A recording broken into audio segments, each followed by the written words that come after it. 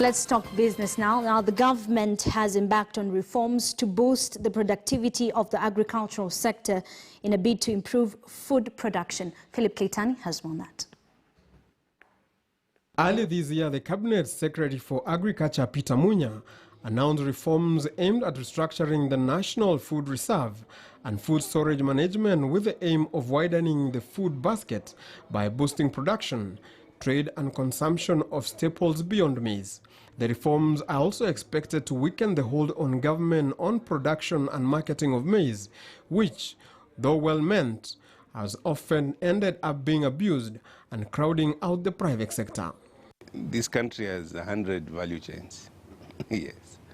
So why we were determining the price of maize is a puzzle in itself, because we are not determining the price for the other 99 value chains. So I think the most important thing is to acknowledge the fact that every time the government intervenes, it destabilizes and distorts the market. It is for this reason that the government has pronounced itself that it will no longer be in the business of buying and selling maize and fertilizer, whether locally or imported.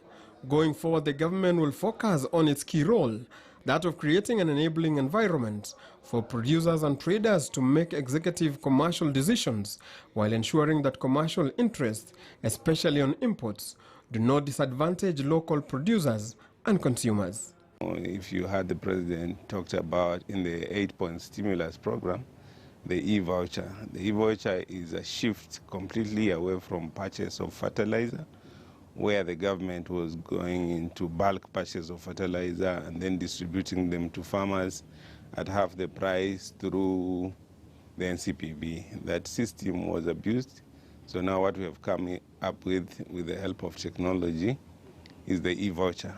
The changes also seek to create a trading division whose main role will be to bring together farmers, producer organization and agro-dealers around aggregation centers for storage, bulk sourcing and marketing, in a manner modeled on the Kenya Tea Development Agency relationship with factories and buying centers.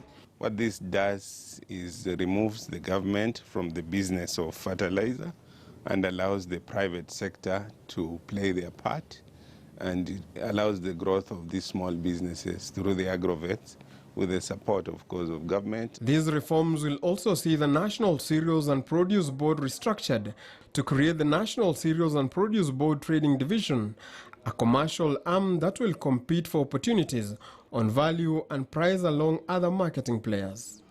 Philip Keitani, KTN News. The government